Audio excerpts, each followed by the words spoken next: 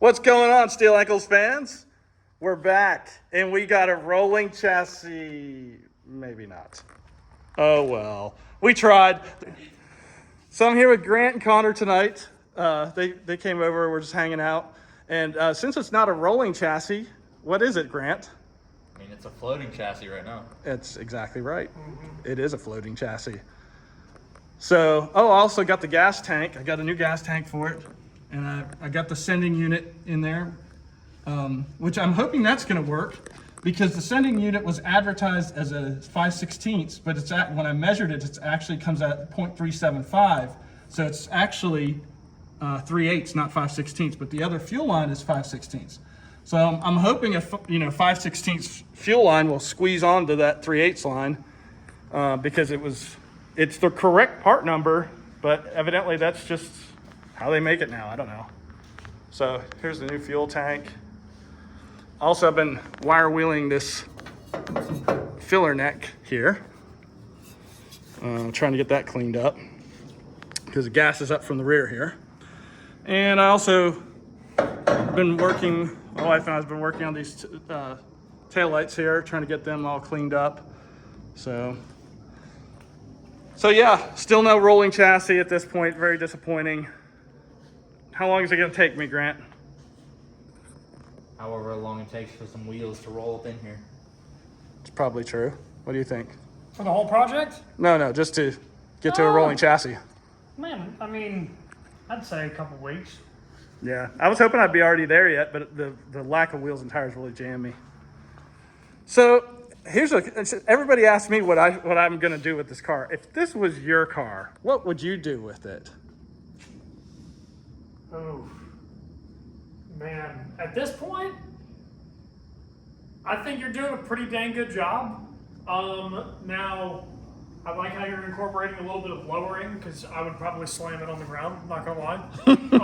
'Cause it's already slow, so you can't help that. Yep. But I love the green paint. I mean, it's a great look. I don't really know if I'd do anything differently, man. I mean, I haven't done a full restoration, so I guess like that is where I would just be completely lost. But I'd probably make it into a track car or something, honestly. Into a Maybe track car? fast. Yeah, why not? How about you, Grant? If this was yours, what would you do with it? Did you put that stock engine back in there? I'd drop a 427 in it Oh, really? and So luckily for you, you know where one's at. I do. In my other car. Yeah. Just unbolt that, drop it in here, Yep. probably die. Probably, because you can't turn or stop. So That's all right. Yeah, you just need enough runoff room. Nice sand trap will do you good. Oh, one other thing. We installed these louvers this week. That was noticed super that. cool. Yeah, that looked super cool. Dude, I actually love that. That's pretty sick. Yep. I totally missed that. To me, that's the best part of this car. Oh my gosh. That's that classic. Yep, so we installed these louvers, looking good. So we got the rotor hooked up, got the caliper mounted, got the brake pads installed, and this little shield thing. This is interesting. This is actually how the brake pads are held in there, is this thing. It was under tension, under the top and the bottom. It actually kind of bends a little bit to hold the brake pads in there. So that was interesting. After searching around, I finally found the clip and the holder for that. Got the brake line hooked up. This brake line even was interesting too, because it's got a long stock on it, on the actual brake line here. It's a long stock. It looks like it could be snapped off very easily, which I was very careful with. Got the fuel lines clips hooked on. Got a lot of small things done, but I really was hoping I was going to have I was going to have a rolling chassis, but I haven't been able to find 4 good wheels and tires yet to get the hood latch hooked up. We got that painted and installed thanks to my nephew, Grant. So I appreciate his help. Trying to thin down the parts here. That's my whole ultimate goal, is just get this thing as a rolling chassis. And got the springs in here. That was pretty funny. I'll have to tell you the story about the springs now. I did get the motor mounts installed and some of the tie rods in there. I actually got the tie rods mounted down there, all assembled, ready to go. But the springs, back to the springs. So I tried to install these springs and it didn't really go well.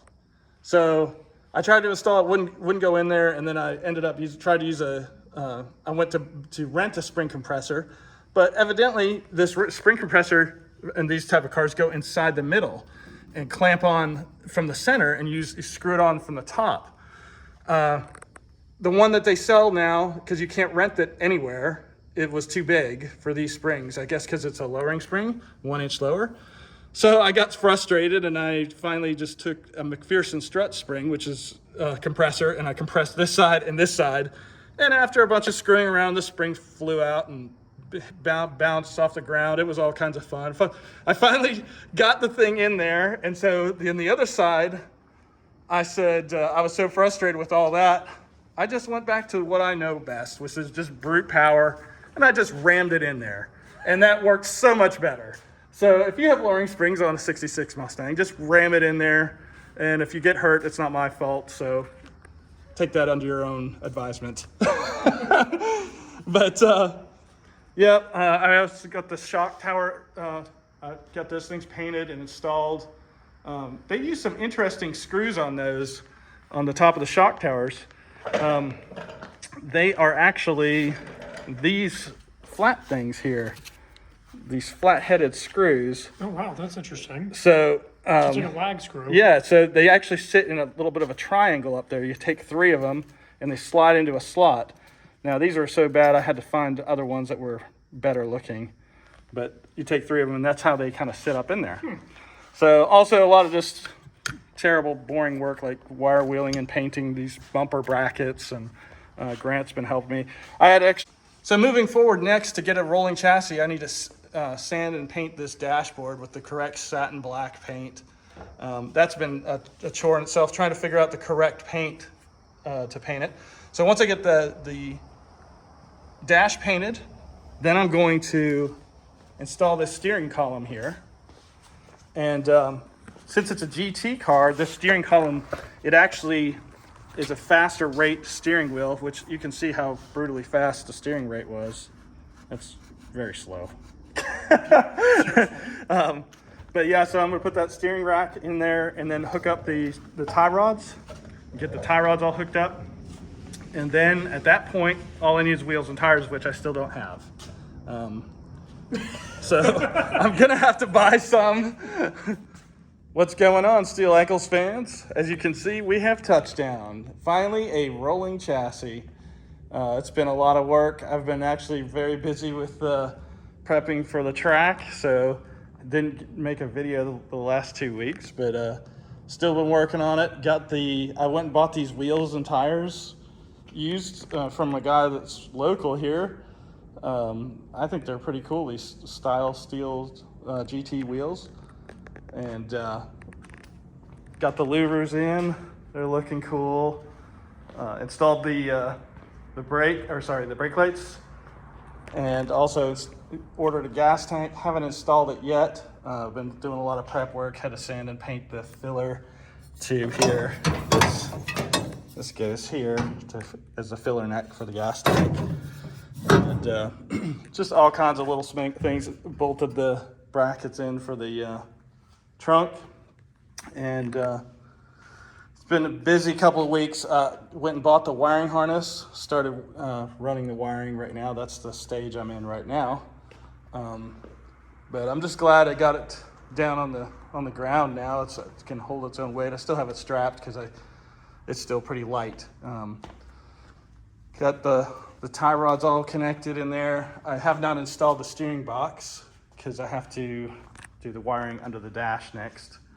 I did install the steering, or the gauge cluster, and these 2 switches here, the wiper switch and the headlights switch. I think I'm gonna buy a new bezel. This thing, it looks pretty aged, pretty bad. I just wanted to see what it looked like in the car, so I was like, after painting the dash, I had to paint the sand and paint the dash here all black. Looks pretty cool. Can't wait to get a different bezel there because it really does look pretty bad. Here's a new wiring harness. I'm starting to wire the harness. And this vent, this was kind of a pretty funny thing. So I've never really had a car that was this old that you have a manual vent. So this vent goes up under here. I don't know if you can see that, but there's basically a vent from the cowl up there that routes air in here. It has this cable that opens this door right here. So that took me a minute to figure out where it went. Luckily my dad was over here, so he kind of helped me, said, you know, and telling me where it should be because he's used them before. So I also worked on the hood springs. These things were seized up, so I had to take the springs off, you know, and I learned a trick from watching YouTube, but basically they hook a chain to the spring here and then use your body weight back here and pull, and then you can release that spring off of there. So that worked pretty good. After I got the springs off, then I used WD-40 or PB Blaster to break them loose. Got those loosened up. Also painted and installed the hood latch. My nephew, Grant, helped me out with that. We've been doing a lot of wire wheeling, sanding. He wire wheeled and painted the drive shaft. That looks great. And same thing, we did the steering box too. Just because all the stuff was kind of rusty and I just didn't want it to rust anymore. So it's coming along good. The next step is of course, the wiring. There's still several more harnesses to go. That's just two of them, the two harnesses there. We still have a bunch more in here and a couple more that I don't even have yet. So so the next thing I'm working on is the heater box. I gotta make one good heater box. I have those two and then another one over here that are partially complete. I'm gonna take and buy a new heater core, take them apart and assemble one good heater box there. And then I'll install that under the dash and connect to the wiring. The next part is this pedal assembly. I've been working on this. I did some rust remover, some sanding, some painting and everything, only to find out that unfortunately these things are not all made the same. This one was in the best shape and it had this clip that went through here. But this pedal assembly does not have that same kind of, it has some sort of clip instead of a pin. So I am now working on another pedal out there. I sanded it, rust removed it, and and I'm gonna change this clutch assembly here and take this out and put one that has an actual pin in there, so that kind of set me back on time. But once I get that done, then I can pin that and install that into the car. And then the steering shaft, then I can install the steering shaft because the pedal assembly holds the steering shaft. I've been working on that. I painted that over here. It's just kind of sitting out of the way. And it's just unbelievable the level of detail of everything. Sanded and painted this thing. That's the top of the steering wheel. So yeah, it's getting there, but man, I'll tell you, the level of work that's taken just to get to this point, it's been a lot. A lot has been just the prep work, of course. It's just getting the rust off of it, wire wheeling, and that's the boring kind of work. But